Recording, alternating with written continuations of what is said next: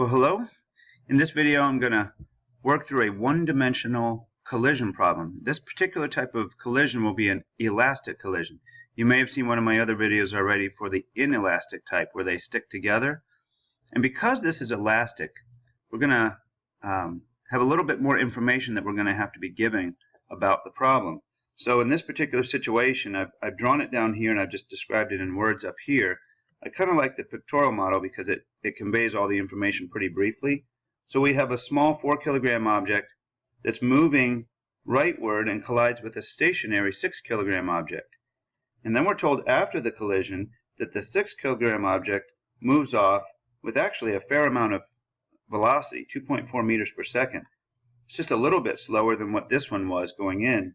And then we're asked about the velocity of the 4-kilogram object. So one of the mistakes that students make for this is they try to relate the velocities to each other without considering the masses. And the key principle in physics that we use to solve this is the conservation of momentum, which has to account for masses. So I'm going to show you two approaches, one where we organize the information on a table, and another form where we just organize it in the form of an algebra equation. And I'll let you pick whichever way you like the best, or maybe some other way. But both of these are pretty foolproof, I think. So if you take the table approach, make what we call a momentum table. And all we're doing here is we're accounting for each of the objects, both before the collision and after the collision. So I have a line here for the 4-kilogram object and the 6-kilogram object. And then the last line is for the total momentum. And that we'll see is one of the keys. And then the columns, this first column will be for what we know before the collision, and the last column for after the collision.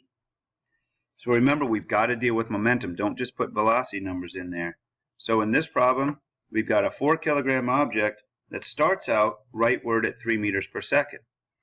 That means its initial momentum is 12 units of momentum. I'm not putting the units in here. I'm just going to assume that if everything is in kilograms and meters and seconds, that we're using our standard units for momentum, and we'll end up with standard units as well. Now, we're colliding with a stationary 6-kilogram object, which means there's no momentum for that. So our total momentum is 12 units. Now, the key step, again, is knowing that momentum must be conserved. Even though we can swap momentum between the two objects, the total still has to be 12. So right away, as soon as you know one of your totals, you can transfer it over to the other side.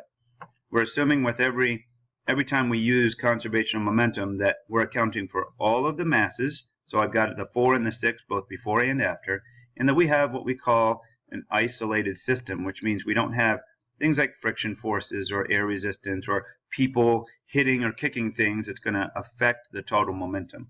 That really wouldn't be appropriate to use conservation then. So what else do we know? We're told that after colliding, the 6-kilogram object moves at 2.4 meters per second.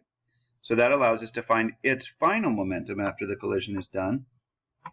And as soon as you write that, you might think, uh-oh, I made a mistake somewhere. How can one object have more momentum than the entire system itself?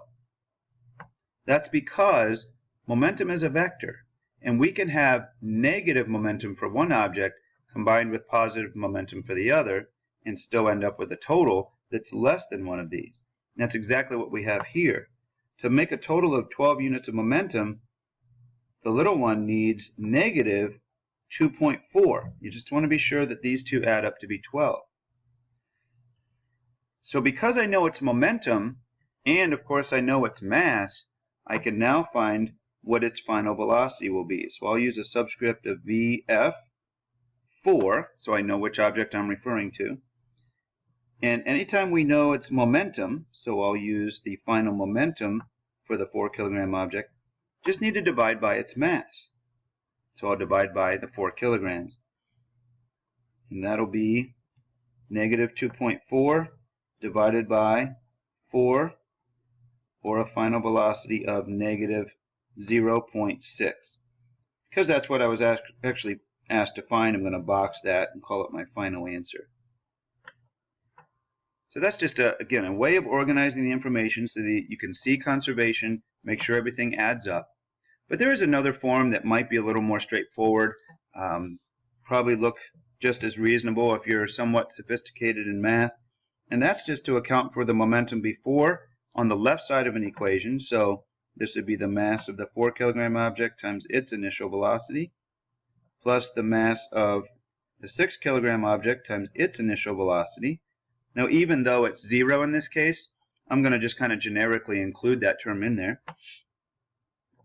And then here's the conservation idea. The fact that that initial momentum is going to be equal to the final momentum. So I'm going to take both objects, write expressions for their final momentum. So that's the mass of the 4 kilogram times its final velocity, plus the mass of the 6 times its final velocity. And if you just account for everything you know all the masses. You know the initial velocity of the 4. You know the initial velocity of the 6. In fact, that's 0. You might just cross out that entire term. And you're given the final velocity of the 6. So the only unknown in here, what you want to solve for, is the final velocity of the 4. If you do everything right, you'll get the exact same number here, negative 0.6. So again, a different layout than the table, but you're still doing the same basic thing. So what could make a problem different from any other? Maybe we could have, in some cases, both objects moving initially. So one of them's not 0. We could have perhaps a situation, if we know a little more physics, we're going to be able to solve for both of the final velocities. Not ready for that yet because we need to know some energy concepts. So we'll see that in a later chapter. But I think this format, either one of these, will get you through a problem like this without any problem. So I'll let you take it from there, and if you have any more troubles, go find a teacher or somebody else to help you. Good luck.